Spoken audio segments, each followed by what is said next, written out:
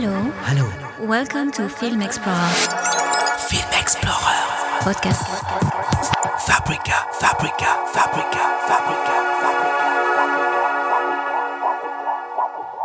Hello and welcome to the Film Explorers live podcast Fabrica at Bildrausch Filmfest in Basel. We are sending directly from the Cult Kinos near Stadtkino, and I am Jeannette Wolf. This year's edition has started on Wednesday with its main topic, with confidence and you. In times of global uncertainty, a confident outlook is a risk, but it is precisely in this space that cinema unfolds its magic. For today's talk, Film Explorer picked from the program the film D is for Distance from Emma Matthews and Giuseppe Petit. Both filmmakers are here. Welcome. Hello. Thank you. And also here is Louis Petit. He's a painter and Emma's and Christopher's son and the main character of the film. Hey, how you doing? Yeah. Nice to have you here. Emma, you are an editor who has made a name for yourself internationally as co-director of the BBC series Arena, Night and Days, a collection of 24-hour films compiled from the extensive archives of the legendary Arena series. And Christopher, your director whose debut film Radio On from 1979 is now considered a cult classic of British cinema, a minimalist road movie strongly influenced by music, landscape and atmosphere. So your film D is for Distance is about your son. Louis has epilepsy. He suffers from a severe, complex and debilitating form of it. It has stolen him years of his childhood and erased his memories. You tell his story through a collage of archival footage, including recordings of seizures, film clips, works of art, among them Louis' own paintings and sequences from road movies. This family's story is a personal account of suffering, but also of Louis' journey toward his own future beyond the confines of institutions and systems. And that's maybe the arc to the topic of this festival edition, confidence. Around the table here, I welcome Kim Figuerola, journalist and film critic with a focus on independent, experimental and socially engaged cinema, and Giuseppe di Salvatore from Film Explorer. And we are happy to have you here for the discussion. Now, I was saying that in 2022, you created a short movie called Louis' Story in order to sort of like a crowdfunding project to finance the medications expenses for Louis. And I would like to know from that point on how did the film feature, the long length movie, become D is for Distance? Okay, because the little short film was at 10 minutes long, trying to tell people about how ill Louis had been for nearly 5 years, and we did use some of the seizure footage that doctors asked me to film when he was ill, helping them to diagnose.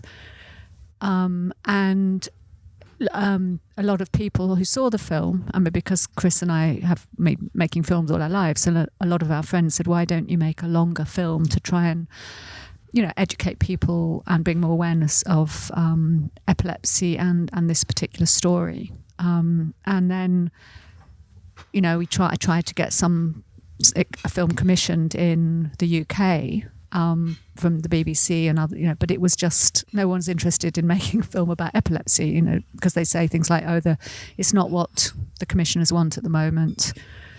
And I know that I've been told that to make a film about epilepsy, you'd need a kind of celebrity person presenting it and talking about it, and that's not what we wanted to do. And most people with epilepsy don't even want to talk about it at all. And then we had Chris, maybe Chris would pick up the story here because Excuse me. About 16 years ago, we made a film called Content, which was broadcast by Channel 4 and ZDF and Arte. And we'd previously worked with Doris Hepp at ZDF on a film before that called Unrequited Love. And I contacted her and just said, look, you know, we've got this idea. I don't know whether there's anything in it. And in the end, we did a 15-minute sort of cut of material. And she said to me, well, you better be quick because I'm retiring soon. And she waved it through. I mean, I think she was what we call demob happy. She was happy to be going. And so they were involved. And then because we didn't have a production company, I contacted Mika Tanila in Helsinki, with whom I'd been working. And I said, look, you know, long shot, but would you be interested in producing it? And to his credit, he said yes. So basically the film was made on the trust of a very small group of people.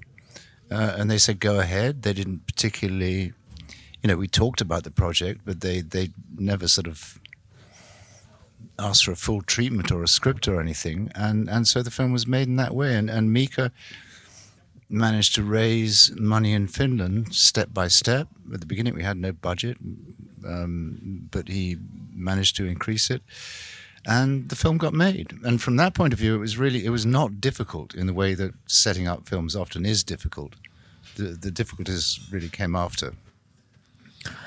But the idea of just like starting point from like pure documentary images, which is the filming Louis seizure,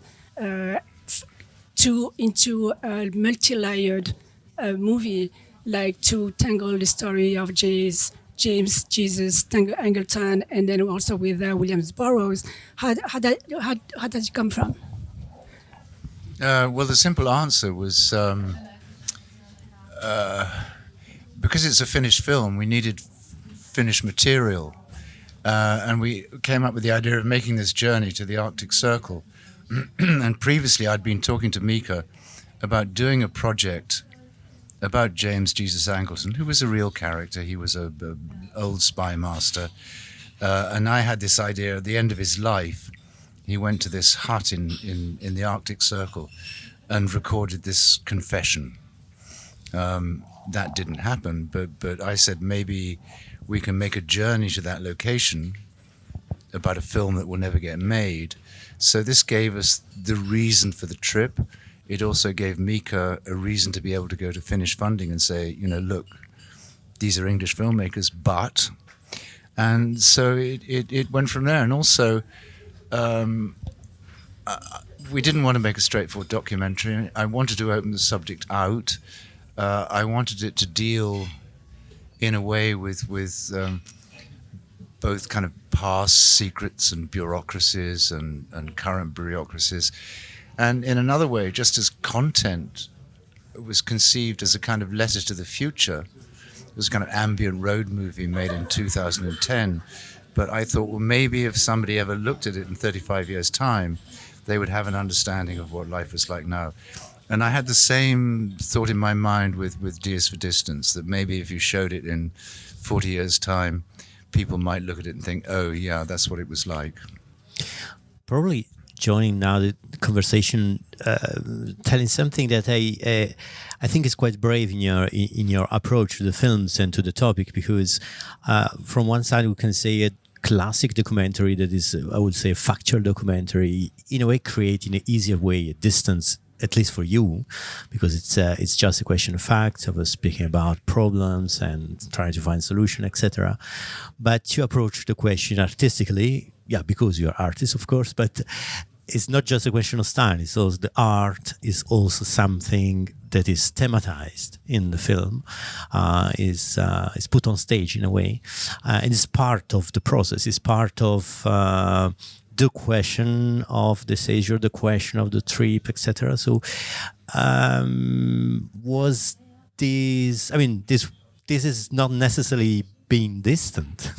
There's something probably for you to be, and even for you, Louis, because you draw and you are a painter now, and it's something that put you closer to the question and the topic. So how did you approach? So did you fear, probably even to have this very close way to approach and to look at the whole history? Well, I would just say that I would be incapable of making a straightforward documentary. I wouldn't know how to start, and I didn't want expert voices, and I kind of realized, going back to what Emma was saying about making this crowdfunding film, it was a kitchen table job, and I thought the film is going to have to be, we can't get outside people, so we really have to work it out among ourselves. And also we had an early discussion about wanting it to be a combination of the personal and the universal. So there was always a sense of distance created in the approach to the film. And also I think I've always, as an editor, I've always been interested in time and memory, as, and Arena Night and Day was very much about that, because it's decades of footage made into a film that lasted 24 hours following the time of day.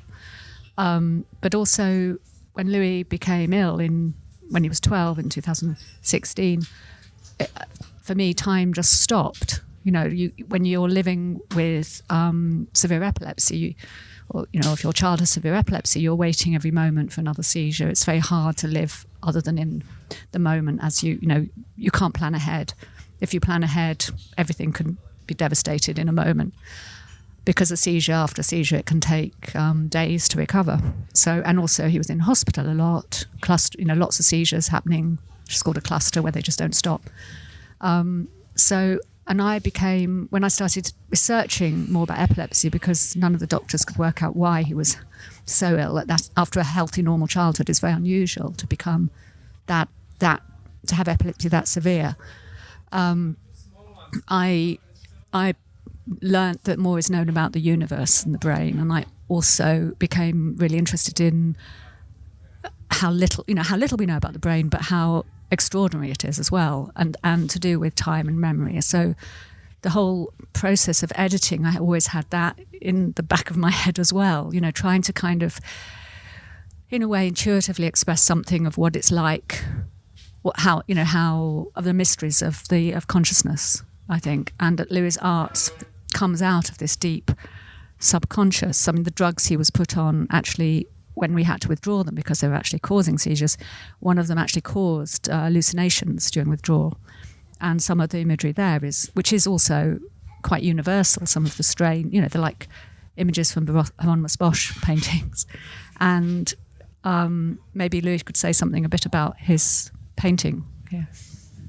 I kind of when I was ill, I stopped being able to do a lot of the things I loved. So I had a lot of interest in, I love playing football and tennis, and I played a few instruments. And when I got ill, I was bedridden and wasn't able to continue doing any of them apart from painting, because I could do it in bed, and it didn't require much mental strain. So it was kind of like the last attachment, really, to my old life that I had for a long time. And because we're saying as debilitating as epilepsy, when you're bedridden, your life becomes all about getting out of that, getting better again, and it becomes about just leaving, like being able to put a stop to what's putting your life on hold, basically. So for a while that was all I knew, and my experiences with epilepsy were all I knew, and so my epilepsy really started to inform my art and my experience with that. But I mean, beyond that as well, I mean, with medication that stopped me processing information a lot, and it distorted my memories and distorted my perception of time in that regard as well, because I couldn't process what was happening to me at the time. And looking back on it, I have quite fragmented and some even fabricated memories from kind of ideas of what happened. There was drugs that caused hallucinations, so I guess it was exploring this kind of very strange sort of landscape that did lie between what happened, reality, and a kind of false interpretation of a memory, and also drug-induced hallucinations. So it's all to do with consciousness and subconsciousness. And I think that's also where we got sort of James Jesus Angleton and even William Burroughs, because they're people like William Burroughs with his cut-up methods tried to kind of tamper with that. And James Jesus Angleton was a known liar. His whole life was a lie. And he walked that line between fiction and reality. And that line got very muddied for him. I think he had, like anyone living that much of a lie, their life would end up getting kind of muddied. And I think that's kind of those parallels of what we were trying to work with within the film. Those, Louis, the moment you're talking about we call the seizure itself is called the Alice in Wonderland syndrome. That's one type of. Louis had a lot of different seizures. One is Alice in Wonderland syndrome is the least concerning of all, but it is. Lewis Carroll had epilepsy, and if you remember in Alice in Wonderland, the Eat Me, Drink Me, you get bigger and smaller, and it's a. Alice in Wonderland syndrome is a perceptual change seizure. So everything looks distorted. Yeah. But that's just one seizure he had. That was very strange. Yeah. Yeah, but I'm actually bouncing on the Alice Wonderland syndrome because before you mentioned about the notion of memory and this time distortion, and then also like how you and then also like the link with James Jesus. About the William Burroughs cut-ups, and also you did all your film editing based on Alice Wonderland, Crossing the Mirror, and I found it like amazing how did you find like this associative film editing about the how can I say the all this except of early cinema. And like the Alice Wonderland out of Cecil Hepworth and all different filmmakers, and how my first question is how did you find this except like that really fall into like the right place and that coincide also with the narratives? Well, it's lots of intuitive. You make a lot of connections intuitively. I mean, it's like with William Burroughs cut-ups. It's not just random. He will. It's beginning. It's random, but you only concentrate or focus on where those connections mean something. It can enlighten you, and I think with editing, it's very much like that. That you, especially when you're. I mean, with working on BBC Arenas, you're working on a lot of different with archive and shot material, and a very similar way. And Chris and I have always made films like that, using a lot of materials from different sources. So this wasn't that different in a way for us. But obviously with the subject, I think a lot was revealed by these, and a lot of accidents happened. It's like when we discovered Betty Boop, the cartoons. Amazing. Which are incredible, and there was one called Betty in Blunderland, where she does go through the looking glass. And that we actually discovered that because, Chris, we wanted to use a version of St. James's Infirmary. We were looking through the internet for a version of that, and Chris found a version of Betty Boop, It's Snow White, where Cab Calloway is singing St. James's Infirmary, and it's absolutely extraordinary. And also the imagery in that was very much like Louis' paintings. So again, very weird, subconscious imagery. So those kind of chants. And then we discovered Méliès, and of course there's a Joan of Arc, and Joan of Arc had epilepsy, so thought that she had aesthetic seizures, so the religious visions were thought that they could be a type of seizure. So, all those connections. And I think you've just got to, when you're editing, you've just got to be really aware of recognizing when something has meaning without you having to force it. All this composition, I have the impression that lead me back at least to the question of psychogeography, something that you explored in previous film, but in an interesting way, because very often psychogeography is intended in sense of investing or expanding the physical experience outside in geography through a very subjective point of view. And I have the impression that now it's just the opposite way with the same result, to import, to involve geography in our own trip, in our own psychology. So in a way, it's to host different references, different places, different elements in one single journey that is a spiritual journey or a mental journey. So is this way something that, I don't know, for me it's a bit this kind of inverse psychogeography that is there, and probably is a way, I don't know, and that's probably the question, is a way to be rooted, because this kind of experience, this dangerous trip, in a way risk to put you away of reality. In a way, this way of recollecting geography and putting inside in your mind is a way to root down. Well, Ian Sinclair is always labelled as the great psychogeographer. And one day I said to him, well, what is psychogeography? And he said, well, I'm not really sure, but I'm one of them. And we decided that actually what we did was not psychogeography, but something we called deep topography. So the films always have a kind of anthropological aspect, and I think with Louis' story, it was about trying to find something, a journey, which involved going to the end of the world in a way. So in that sense, it was very simple. On another level, it was very simple because I think I said yesterday that the film is a combination of a journey, and it's a combination of a trip in terms of the hallucinatory side of things. And we agreed from very early on that the film is also about what you don't see and what you can't see. And Louis sort of seizures those absences. It's a radical absence. So how do you interpret that?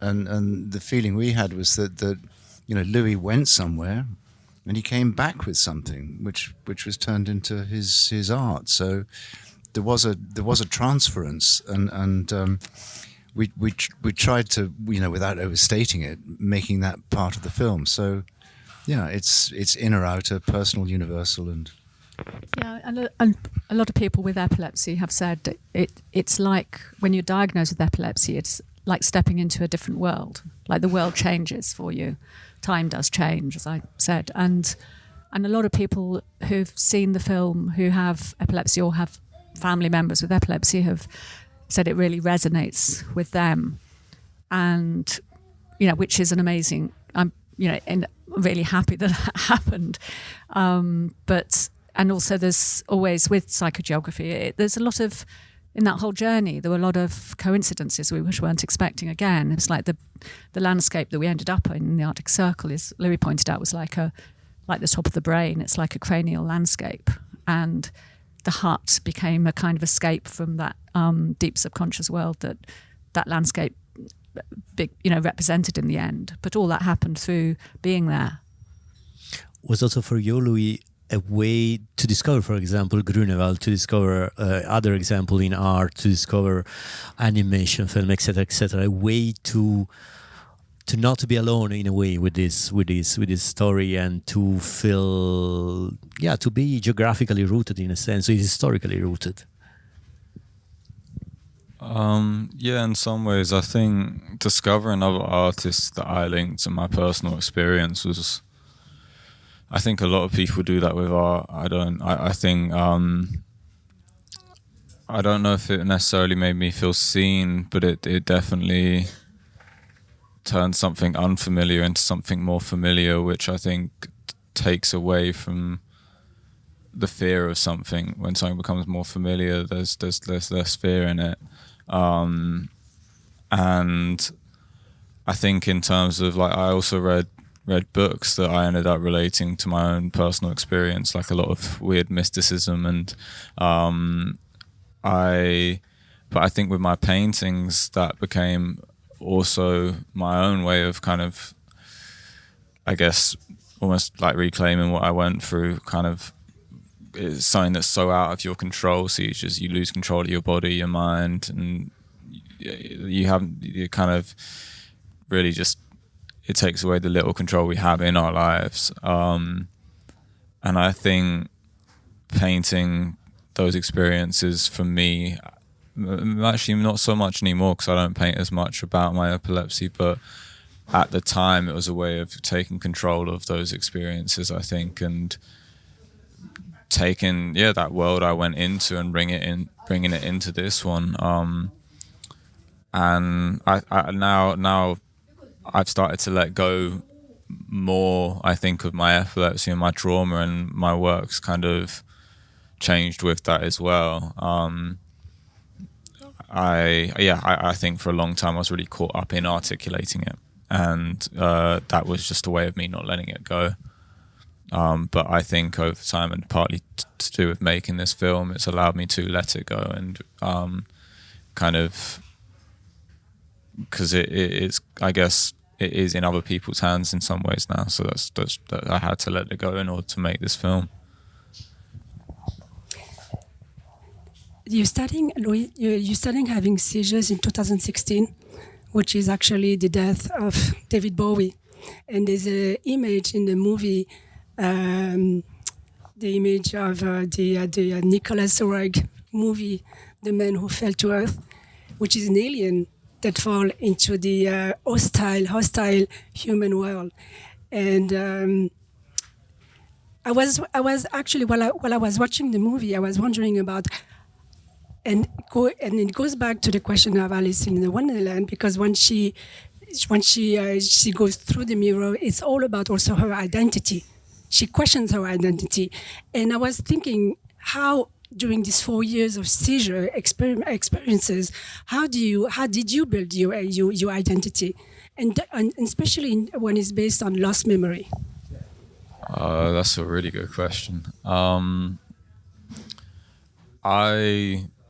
With my memories, it felt like my identity was right with me as well. Especially as I said, when you're bedridden for that long, you're not living, like, you have no attachments to life because you can't keep those attachments, because you can't. There's very little you can do when you're that ill. You're in bed, and your main attachment to life is life itself. And I think when you get to that point and you stay in that point for a certain number of years, your identity goes, and you get out into the real world again, and life kicks in, and you suddenly think, who am I? Like, a lot of people get to know each other based on their past, and if your past is this sort of trauma that has this sort of pause button in the middle of it, it's kind of very hard to feel like you have an identity. But I think I got really wrapped up in understanding who I was and built a narrative over who I was, and then that included the epilepsy, because the epilepsy has shaped me a lot. But I was looking into the past, which is a deeply unreliable thing, because it's bias. It's like nostalgia is a big liar, and it's kind of, I think, you always have a false perception of yourself if you only look to the past to see who you are, because we're all different now as well. And so I think I built this narrative over who I was, trying to understand who I was, and held so strongly to this narrative that I was never in the moment anymore. And I was so far removed from myself that I never allowed myself to actually be myself. So it was this narrative that I was clinging on to that was also me processing my trauma, but it was a way of me holding on to an identity that didn't exist. And over time, through action and being in the moment and engaging with the world around me for what it is and being present, not trying to exist through the past, that's where I really started feeling like myself again. And that's when I really started feeling confident. And to be honest, because I was in the moment, engaged with the world around me. I wasn't concerned with who I was. I guess it was a form of humility as well, because confidence does come from humility, and it's where I also started feeling a lot happier, where I kind of didn't feel the need to fully understand myself, because we're never going to fully understand ourselves. And it was just about engaging with the world around me and understanding what I like and what I don't like, but through living. From this point, I would like to come back to the form, because actually I see an interesting connection in the sense that one of the quite striking images that is in Betty Boop animation is this a wonderful idea of the mirror creating a phantom or creating a ghost. So in a way we can say, okay, is this mirroring and this way of also self-portrayting a family, coping with this history, create a sort of phantomatic world that is a cinematic world, but at the same time is not a ghosty world because of synesthesia. And that's, for me, the way out, I will say, from the ghosty world that could be the fact of just self-mirroring. And synesthesia in the sense of having all the elements, music, sound, images, different sources, texts, all together, but composite. So I mean, in the film, and this is one of the strengths of the film, you feel all these elements as elements that are together, but are not just one discourse. You hear two texts that are really text, and you perceive it as text, and the same with the music, and same. So I don't know if you also wanted to create this composite way of working, and more specifically probably with music. This is very, very important in the film, and we hear to music. It's not just there to accompany the film. Well, right at the very beginning, when faced with, what's the film going to be about, I mean, we were both pretty convinced. We thought, well, let's not make a depressing film, which would be very, very easy to do. And because we've always used music pretty well in the past, we thought there should be a strong music soundtrack. And because we knew that the film would be narrated, there would be a narration, which would have to be quite considerable, then we thought that the only way that the music could work is almost as part of the script. The music should talk to the film, and the film should talk to the music, and it shouldn't just be, oh, let's put on a record. And interestingly, we had trouble with the beginning. We had this idea of using this old driving footage of Emma taken 25 years ago of her driving through the desert. And we thought of putting it at the beginning. We couldn't get it right in terms of the music. And I think for a joke one day, we put the Morricone music from Once Upon a Time in the West. And we thought, well, you shouldn't really do this. It's just a scrap of home movie. It's this big orchestral score for a widescreen film. And it worked. And actually from then on, it answered a lot of questions. And it freed up the opening. It allowed Emma to come up with the idea of this sense of flash forward, which also becomes a sense of flashback. We kind of knew that we didn't want the narration to start until about 4 or 5 minutes in.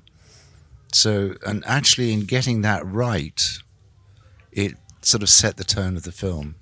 And then you get the script, and again, slightly thinking of The Man Who Fell to Earth and the idea of the kind of alien coming down. We thought it should be like a dark fairy story, and there's this sense of this boy who fell to earth. So the film is pretty much encapsulated in the first 5 minutes. And actually, it's another example of how these chance, these accidents can actually lead to something meaningful. Is the footage? We made this little film 26 years ago now, actually, of me driving through the desert with our own little soundtrack. And we had the Everly brothers singing Love is Strange. And the line is, how do you call your baby back? In that particular version is amazing. So, and it just happened to be when we decided to use that footage, we heard that song again. And we thought, actually, this is perfect because it goes with, my voice on these seizure videos, which a lot of people have said is, a lot of mothers really relate to that because you hear me saying, Louis, can you hear me? Are you there? Because the sense you don't know whether he's ever going to come back. And that, of course, realising that the song worked with those words so strongly as well. So that's an example of a song, why we chose that song, because it related. And then there's another line, we used a different version of it later on, which is the line, nobody understands. And that's about nobody really understands epilepsy unless you experience it yourself.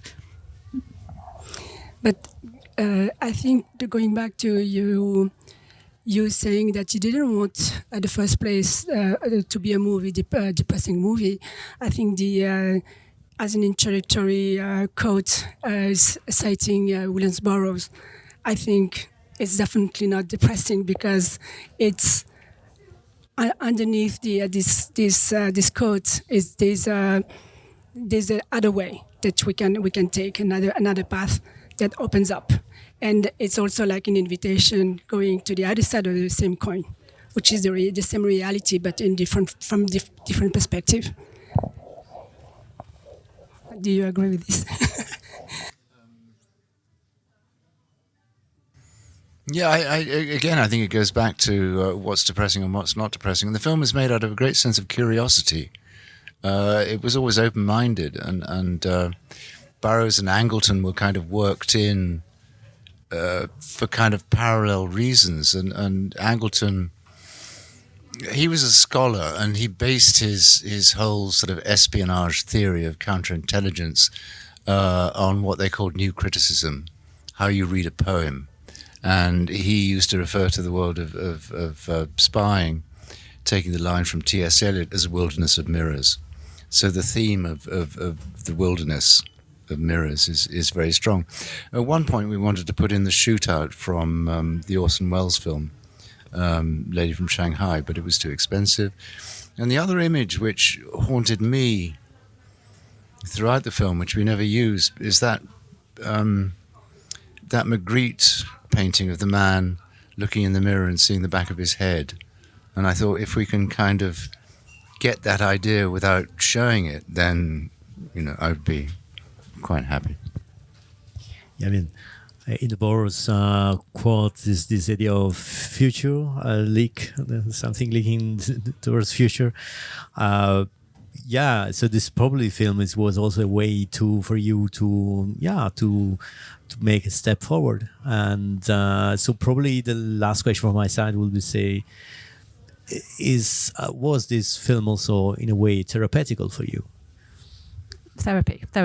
I think it was. I think when Louis was ill, I couldn't look at any of that childhood footage. He was also an extremely happy child, always very positive, and he is. That's who he is. And but I couldn't bear to look at those old photos and old footage. And then when he became better, I couldn't bear to look at all the videos of him having seizures. Everything's in iPhoto, and you kind of come across it accidentally. So making that film and looking at all that footage again and combining it into something that expresses something about what we went through was definitely I was able to move on from it. I think. Yeah, I think the other point is that in terms of the making of the film, it was often when you're writing something or working on something, it reaches a point where you think, oh, is this boring? And making the film was never boring. I don't mean that in a sort of discreditory way, but there was always a sense of a map going into unknown territory. You get to a fork in the path, you make a decision, do you go left, do you go right? And this sense of accidental discovery. And the other artist I thought of quite a lot while making the film was Kurt Schwitters and his collages. He used bus tickets. It was taking all this stuff in the mundane and sticking it all together. And again, I thought that the film should be informed by that sense of archaeology and discovery. The same with the silent movies. With the Méliès brothers, I knew about the Factory Gate, I knew about the trip to the moon. I had no idea about these color-tinted burning of Joan of Arc at the stake with the epilepsy connection. So from that point of view, it was never dull. Just maybe to finish, I wanted to there's a striking scene for me, which is the Transfiguration of Raphael. I think I found it amazing, the central figure of this fool per se, but which is actually an epileptic figure, and everybody is pointing it out. And I think there's a striking resemblance with Louis, beautiful face, and actually he's looking up in the sky. And how did you find this iconography? Chris found the paintings. I found the painting, and the boy at the bottom of the painting is the stricken boy. There are lots of references in the Bible to epilepsy, and I think it was Raphael's last painting. And we had this footage of Louis sitting in a railway carriage when he was a child, and the train draws into the station, and he looks up. And you think, what's he looking at? So we put the Raphael in, and it was like looking into the future or looking at something outside of himself. And then at the end, he looks down again, and it was a perfect moment in that it was a perfect cut. You know, we didn't have to. It wasn't. I mean, it was manipulated, but it wasn't. It seemed to belong. And in fact, no one ever mentions the Raphael, but it's one of my favorite moments. That's amazing, really. Thank you. So we come to an end. Thank you very much, Emma, Chris, and Louis, to share your time here at the Film Explorers Fabrica live podcast. Thank you, Kim and Giuseppe, to ask the questions, and have a good further festival. Thank you. Bye. Thank you. Thank you. Hello. Welcome to Film Explorer. Film Explorer. Podcast. Fabrica.